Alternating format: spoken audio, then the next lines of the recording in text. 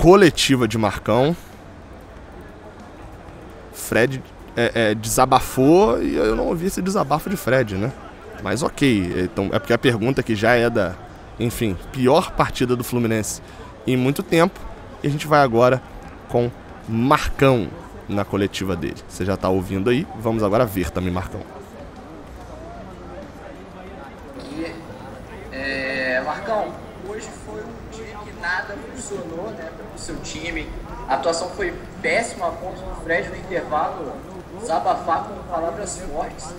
Eu queria te fazer duas perguntas. Primeiro, se tem explicação para tamanho vexame de atuação do Fluminense hoje? E por que você manteve a formação? Ele acabou perguntando a minha pergunta, né? O André fora da posição dele, ele já até admitiu que se sente mais confortável jogando de primeiro homem, sendo que hoje você tinha a opção do Nonato e também do Martinelli voltando de lesão. Por que você optou por essa formação? Obrigado. É uma tarde ruim.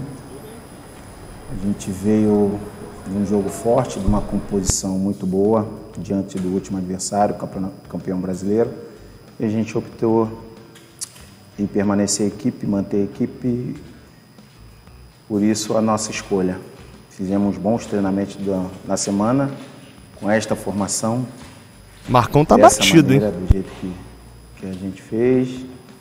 Mas só que no primeiro tempo foi abaixo, foi muito ruim.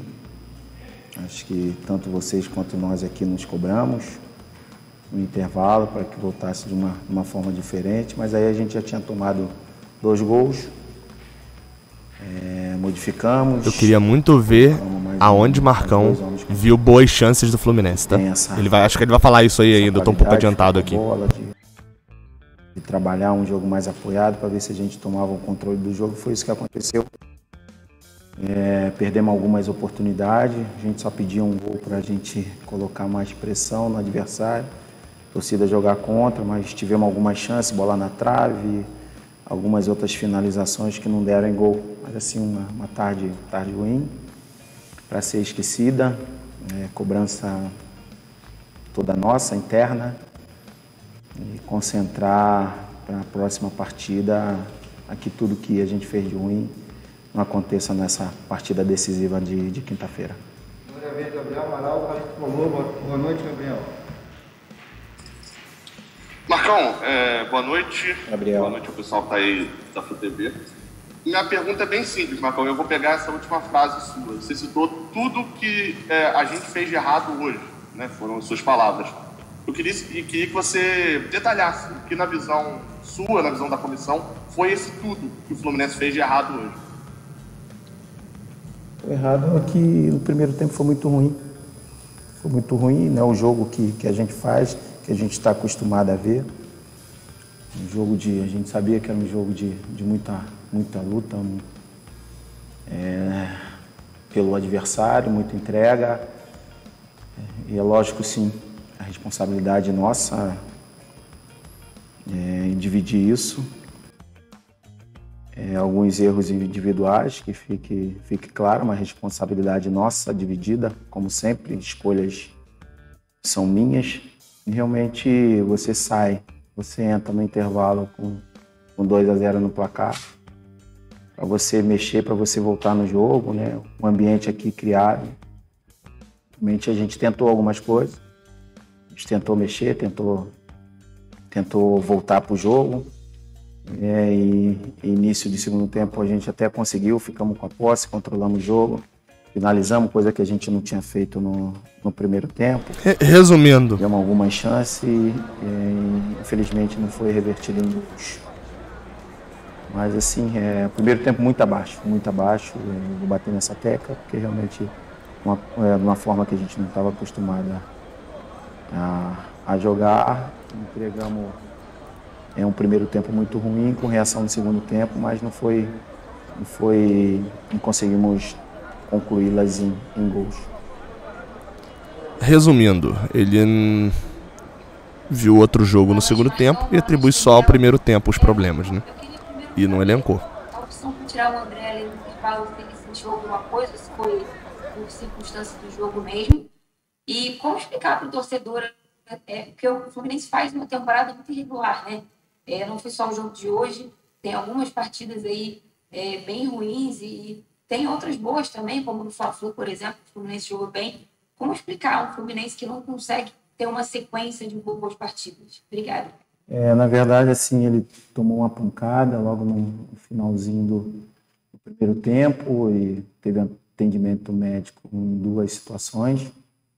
Só que eu precisava tirar um volante mais posicional para colocar uma peça que tivesse mais a posse de bola. Ficaria entre ele e o Wellington, mas no momento a escolha nossa, que a gente sentiu que realmente ele, pela pancada, poderia logo depois sentir também, a gente optou em tirá-lo. Foi isso que aconteceu. E em relação à regularidade, realmente o nosso torcedor cobra e a gente se cobra realmente isso. Esses jogos fora fizeram negativamente, né, a diferença. Realmente, assim, a gente não conseguiu impor o ritmo fora de casa, mesmo ritmo que a gente põe em casa, do lado do nosso torcedor. Realmente foi a cobrança em relação a tudo isso. A gente tentou tudo, tentou mobilizar na semana, não conseguimos. Realmente todo mundo trabalhou, se dedicou na semana para fazer de uma forma diferente. Só que fizemos um primeiro tempo, não aconteceu. Primeiro tempo ruim, 45 minutos muito ruim, não aconteceu. Assim, a entrega total para essa última partida, que eu falei, esquecer o que a gente fez de ruim nessa partida. Aproveitar esses dias, conversar bastante. Mais uma vez, trazer o nosso torcedor do nosso lado. Acredito que eles vão lotar o nosso estádio e abraçar a nossa equipe para a gente fazer uma grande partida dentro de casa, que para a gente é muito importante. Agora a vez, Jefferson Júnior, na Rádio Brasil. Boa noite, Jefferson. Boa noite, Daniel. Boa noite, colegas. Boa noite, pessoal da Flu TV. Boa noite, Marcão. Inversão. Marcão, são 2 questões que eu gostaria de abordar com você. Na primeira, na semana passada, né, após o jogo, na derrota da equipe do Fluminense no Campeonato Brasileiro, você deu a entender que o Caio Paulista poderia não ter uma oportunidade no jogo de hoje diante do Bahia. E o Caio Paulista foi escalado de início. E a segunda pergunta, há uma situação sendo falada aqui no Rio de Janeiro sobre a possibilidade do Felipe Melo jogar no Fluminense em 2021 e 2022. Você está ciente dessa situação? Obrigado. Gerson, boa noite. Na verdade, a entrega, né? A gente fez uma análise do jogo passado diante do Atlético, né? Eu falei que taticamente ele nos ajudou bastante, é lógico, entendimento de todos, de vocês, até porque estão cobrando isso, é porque realmente sabem onde que o Caio pode chegar. Realmente a gente entendeu que ele era um lado perigoso, o lado dele, o Nino, e taticamente o Caio nos ajuda bastante. E nesse primeiro momento a gente optou por ele até por questão tática mesmo, defensiva. E com 3, 4 minutos botou o Luiz Henrique para lá. A gente também não mudar 2 situações, a gente já tinha perdido o Marlon, a gente já tinha perdido o David, e a gente não queria mudar o lado todo. Dessa forma a gente optou pelo deixar o Caio ali naquela função, e a gente sempre acreditando que em algum momento juntos a gente vai reagir, ele vai poder fazer o que ele sabe de melhor, que é tanto defensivo quanto que é cortar para ganhar na velocidade, cortar no corpo e bater para fora. A gente entendeu no intervalo que a gente não estava conseguindo fazer, a gente precisava de um cara para controlar um pouquinho mais esse jogo, por isso a gente optou em colocar Martinelli e Casares para a gente ter um controle melhor do jogo, e foi isso. A gente tem, sobre o Felipe a gente tem escutado, a gente está igual a vocês, tá saindo algumas coisas aí na mídia, vamos esperar aí o posicionamento do clube, do presidente, se realmente for verdade, que seja mais um guerreiro para nos ajudar. Esse Marcão não tem muito o que comentar, porque ele não é o treinador para o ano que vem, né? Então... Valeu, Daniel. Boa noite, Marcão. Boa noite a todos. Vitão. Marcão, primeiro eu queria perguntar sobre... Hoje você não tinha um Marlon, o Danilo Barcelos teve que jogar. Mas queria perguntar sobre o Egídio, que até agora, até hoje, a gente não tem uma explicação de fato pelo titular, que antes era titular absoluto da posição, e passou a ser um terceiro reserva e sequer ser relacionado para os jogos, sendo que hoje o Fluminense não tinha nenhum reserva na lateral esquerda, caso acontecesse alguma coisa com o Danilo Barcelos. Só sobre realmente se foi tomada uma posição em relação ao Egídio, que não foi externada, e sobre a sua situação, o presidente chegou a já conversar alguma coisa com você sobre a temporada 2022, se você pode ser um novo treinador. Sobre o Egídio eu não sei. Sobre ele vai falar que ainda não conversou, que você vai conversar no final da temporada. Você já está pensando nisso, você vai aceitar, ou para você seria melhor permanecer como um integrante da comissão técnica, caso esse convite não chegue? Enfim, se algo foi discutido nesse sentido. Marcão, obrigado. Ô, Vitão, boa noite. Não, na verdade, assim, algumas coisas foram posicionadas, decididas internamente em relação ao Egídio, um cara que a gente respeita muito, mas alguns posicionamentos até dele mesmo já foi resolvido.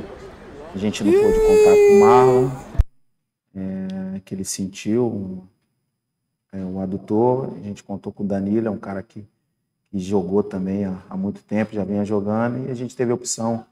A gente treinou o Gustavo na lateral, a gente teve a opção do lateral, o Daniel, junto com a gente, se caso a gente precisasse. E em relação ao planejamento de 2022, o Vitão... Dani Bolt na esquerda. Estou pensando só aqui, nesse momento, em cumprir Bingo! Mais uma missão. E depois que a gente acabar, a gente senta, analisa qual vai ser a melhor posição para o Fluminense. A gente está sempre à disposição do clube. Obrigado, Marcão. Obrigado a todos aí que participaram. Boa noite, boa noite. Bingo! Isso aí, ó. Botaram agora um obrigado aqui. Obrigado você que a sua paciência de ficar aqui. Bem, finalmente, né? A gente teve ali a notícia sobre Egídio, agora, né? Faltando um jogo pro final, porque porque até então, e eu nem digo que isso é culpa de Marcão, não, tá? Marcão tá ali só de testa de ferro, e haja testa, mas testa de ferro só. Que é só pra tipo, ele hoje é a terceira opção, Marlin tá aí, Danilo, não sei o que. Aí no momento que ele perde Marlon e Danilo Barcelos, né? E expõe que o Egídio nem viajou, ele tem que falar, alguns posicionamentos de Egídio, que claramente não vai dar o ano de contrato? Não. Então, vou procurar outro clube. Procurou e pronto. E ok. Então, o cenário é esse. Tirando isso, as explicações, basicamente, então, que a gente viu foi a explicação de que o jogo foi perdido só pelo primeiro tempo. E de que o primeiro tempo, pelo que... lembrando, tá? Foi a pergunta que eu fiz ali. Eu pergunto a Marcão para ele ser firme. A minha pergunta foi rápido. E aí, por exemplo, pode ter gente que vai achar a pergunta fraca. Eu tô explicando aqui, Paulo Vitor. Discordo completamente. Posso ter feito pergunta fraca. Essa aqui eu discordo. Que ele sempre fica rodeando.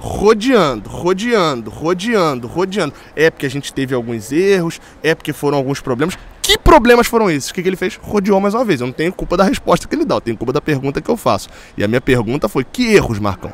Foi o quê? Você acha que o time só perdeu por causa de 2 erros individuais? Você acha que o time só perdeu por causa dos 2 volantes que você escalou? Que era inclusive minha pergunta inicial, né? Quem tá aqui há um tempão sabe que a minha pergunta era... uma que até vocês ficaram enchendo o saco o jogo inteiro, e eu tava com isso na cabeça também. Ele diz que vê o jogo e que escalou pra bloquear o time do América Mineiro ali. O Atlético Mineiro, perdão, o Wellington e André. Aí ele vai pro jogo seguinte e mantém os dois, sendo que agora ele tinha Nonato e Martinelli. Ele viu o jogo do Bahia, ele acha que o Bahia joga igual ao Atlético Mineiro? Foi a pergunta que o Thiago Lima fez, né? Foi o primeiro a perguntar. E aí eu adaptei nessa questão dos erros. Mais uma vez. Alguns erros. E aí ele vai deixar claro, fala, erros individuais. Mas enfim, não fala, é o que o Vitor Dias disse. Fala. Não diz nada, a gente não tem culpa a gente tem culpa do que a gente pergunta. Mas a gente não tem culpa se o entrevistado não responde, né?